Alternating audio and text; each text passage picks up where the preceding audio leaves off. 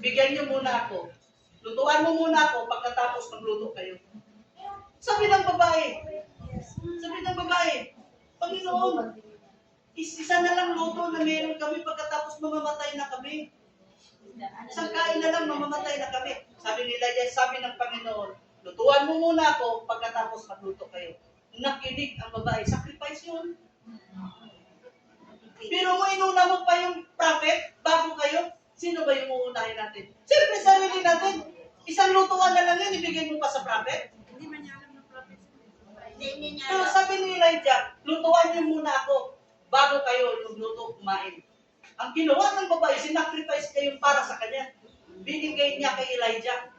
Ngayon, pagbigay niya kay Elijah, kumain na si Elijah, umiyak siya kasi wala na siyang lutuin. Wala nang oil, wala nang trigo, umiyak siya. Tumakbo siya sa bahay, umiyak. Ngayon, nasagi man niya yung lalagyan ng oil.